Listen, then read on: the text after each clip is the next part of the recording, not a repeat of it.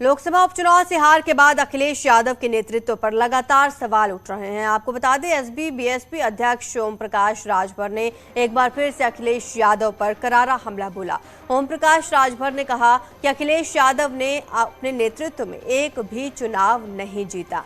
उन्होंने कहा कि 2012 में अखिलेश यादव मुलायम सिंह के दम पर चुनाव जीते थे और मुख्यमंत्री बने थे। अखिलेश अपने दम पर कुछ नहीं कर पाए। अपने दम पर नहीं, माननीय मुलायम सिंह यादव जी की कृपा पर मुख्यमंत्री बने। माननीय मुलायम सिंह जी के नेतृत्व में चुनाव हुआ था 2012।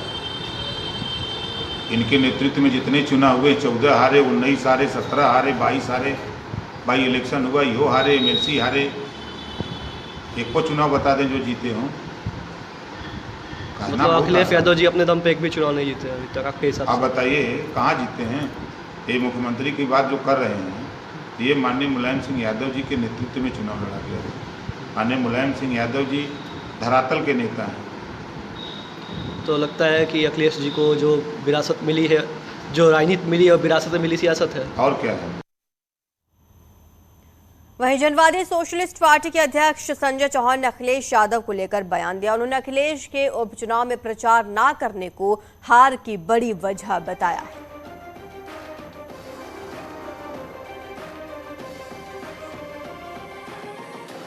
चुनाव भी हारे हैं, 2022 के विधानसभा का चुनाव।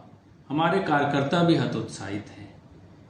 उसके बावजूद भी जहां कार्यकर्ताओं के मनोबल को बढ़ाना है, हमारे राष्ट्रीय अध्यक्ष अखिलेश यादव जी को चल करके इस उपचुनाव में कैंपेन संभालनी थी। इनका न जाना भी हमारी चुनावी हार का एक सबसे बड़ा कारण है।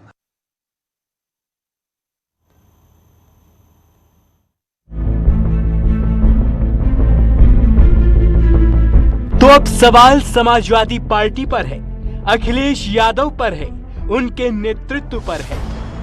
समाजवादी पार्टी के गठबंधन के साथी भी वही सवाल उठा रहे हैं जो बीजेपी अक्सर ट्वीट के जरिए, बयान के जरिए अखिलेश यादव पर आरोप लगाती रहती थी कि वो एसी में बैठकर राजनीति करते हैं। अब वही नसीहत समाजवादी गठबंधन के साथी ओम प्रकाश राजभर ने अखिलेश यादव को दी है। एसी कमरे से बैठ करके चुनाव नहीं जीता जा सकता, नॉन एसी की तरफ निकलना पड़ेगा। 100% असर है। जैसे कहावत है एक, जब इंजन आगे आगे चलता है तो उसमें डब्बे जितने लगे रहते हैं, वो जितनी स्पीड में इंजन चलता है उतनी स्पीड में डब्बे चलते हैं। ओम प्रकाश राजभर की नसीहत सिर्फ एसी कमरों में बैठकर राजनीति करने को लेकर नहीं है, इस बात को लेकर भी है कि अखिलेश यादव को प्रचार में उतरना चाहिए था, पार्टी के लिए प्रचार करना चाहिए था। अगर उस डब्बों में लगे हुए चक्के, उसमें अगर बैरिंग 2-4 खराब भी रहती है तो घसीट करके इंजन ले जाके प्लेटफार्म पर पहुंचा देता। ओम प्रकाश राजभर ने नसीहत दी है तो गठबंधन के दूसरे सहयोगी अपना दल कमेरावादी के विधायक पल्लवी पटेल ने भी एसी कमरों में बैठकर राजनीति न करने की नसीहत दे डाली है। मेरा ये मानना है, इस वक्त पूरे विपक्ष को एसी कमरों से निकाल करके सड़क पे आना चाहिए और मुद्दों को उठा करके समाज और देश के लिए लड़ाई लड़नी चाहिए। जाहिर है, विरोधियों से लेकर गठबंधन के साथियों तक के सवाल अखिलेश यादव से हैं, उनके नेतृत्व पर है।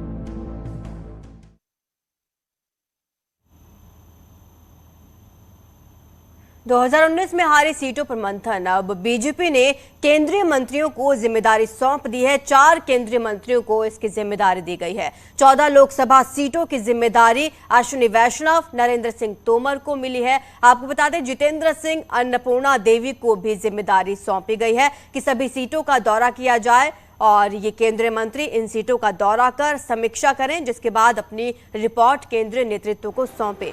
14 लोकसभा सीटों की जिम्मेदारी दी गई है कई केंद्रीय मंत्रियों को और ये इन इलाकों की समीक्षा करेंगे, वहां पर सभी कार्यकर्ताओं के साथ मुलाकात करेंगे और उसके बाद अपनी रिपोर्ट केंद्रीय नेतृत्व को सौंपेंगे।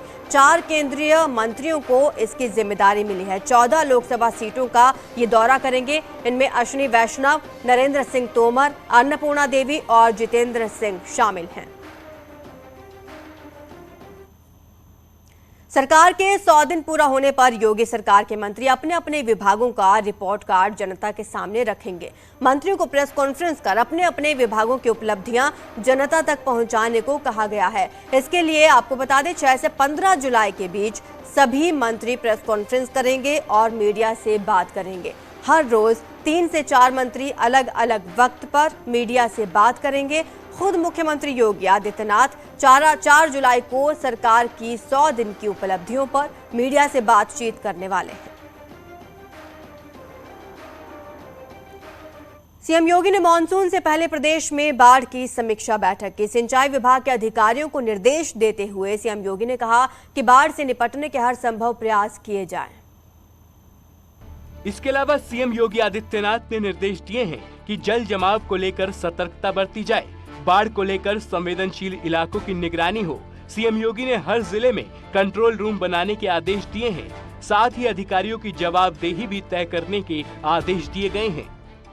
जो स्थितियां इसके बाद पैदा होंगी, आप सभी ने अपने स्तर पर जनपद स्तर की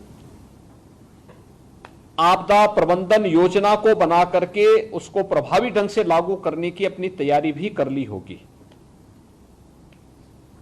कार्यक्रम कोई भी औपचारिक नहीं होना चाहिए।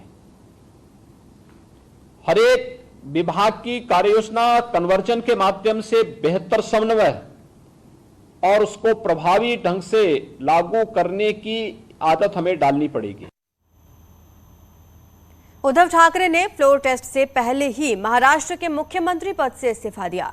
राजभवन जाकर उन्होंने राज्यपाल भगत सिंह कोश्यार को अपना इस्तीफा सौंप दिया। साथ ही उन्होंने विधान परिषद की सदस्यता भी छोड़ दी है।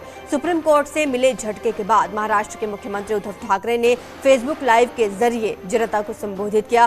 सुप्रीम कोर्ट ने अपना फ्लोर टेस्ट कराने का आदेश दिया था। उद्धव ठाकरे ने अपने संबोधन में बागी एकनाथ शिंदे गुट पर निशाना साधा।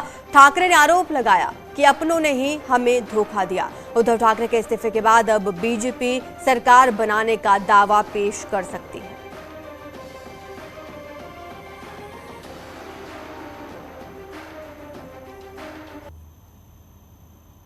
प्रयागराज में 10 जून को जुमे की नमाज के बाद हुई हिंसा के मामले में बड़ी जानकारी निकलकर सामने आई है। हिंसा के मास्टरमाइंड जावेद मोहम्मद उर्फ जावेद पंप की कॉल डिटेल्स निकाली गई, जिसमें बड़ा खुलासा हुआ। कॉल डिटेल्स से पता चला कि जावेद की 2 पूर्व विधायकों से बातचीत हुई थी।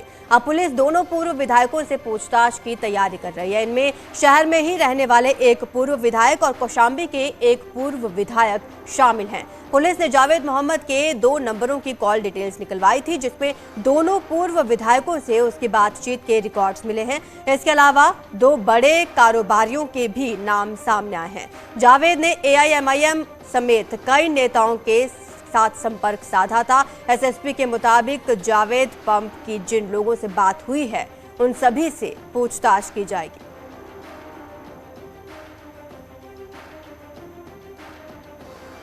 जम्मू और कश्मीर में सुरक्षा बलों के लश्कर-ए-तैयबा के एक हाइब्रिड आतंकवादी को गिरफ्तार किया है। ये गिरफ्तारी बांदीपुरा के नादी हाल इलाके से हुई है। आपको बता दें, आतंकवादियों के गिरफ्त में आने के बाद सुरक्षा बलों ने उसके ठिकानों को एक धमाका करके तबाह कर दिया है। इसका एक वीडियो फुटेज भी जारी किया गया है। सुरक्षा बलों को आतंकवादियों के पास से भारी मात्रा में हथियार और गोला बारूद हाथ लगे हैं। कार्रवाई में बांदीपुरा के पपशन में लश्कर-ए-तैयबा का एक हाइब्रिड आतंकी हत्थे चढ़ा है। आतंकवादी की पहचान महबूबुल इनाम उर्फ फरहान के रूप में की गई है। सेना की ओर से जारी वीडियो में दिख रहा है कि आतंकी का ठिकाना किस तरह से एक धमाके में पूरी तरह से तबाह कर दिया गया।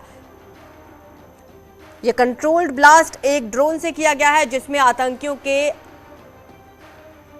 ठिकाने को निशाना बनाया गया है और जमींदोज कर दिया गया। एक्सक्लूसिव विजुअल्स आप देख रहे हैं किस तरह से आतंकवादियों के ठिकाने को निशाना बनाकर उसे ध्वस्त कर दिया गया है। एक आतंकवादी को गिरफ्तार किया गया है, जिससे लगातार पूछताछ की जा रही है।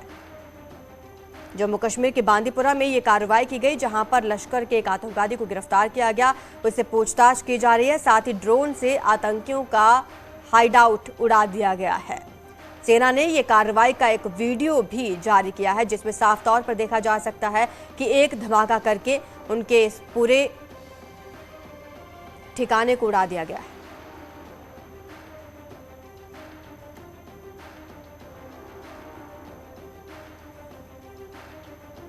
आपको बता दें कि कश्मीर में लगातार आतंकवादियों पर कार्रवाई चल रही है। लगातार सुरक्षा बल सर्च ऑपरेशन चला रहे हैं और इस बार सुरक्षा बलों को एक बड़ी सफलता हाथ लगी।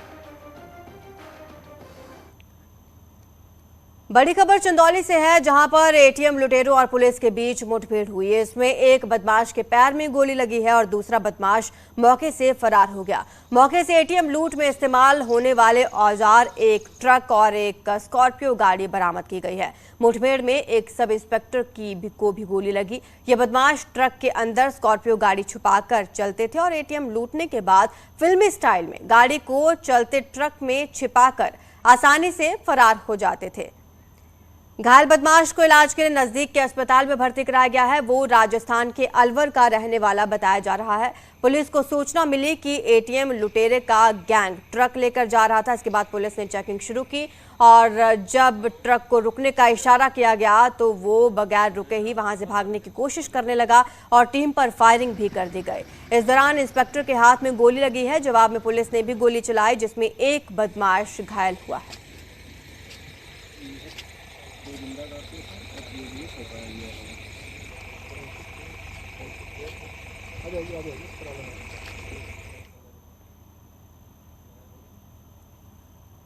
मथुरा में आक्रोशित लोगों ने कृष्णानगर चौकी के पास शव रखकर हंगामा किया। मृतक की बहन का आरोप है कि उसकी भाभी ने शराब में जहर देकर उसके भाई की हत्या की है।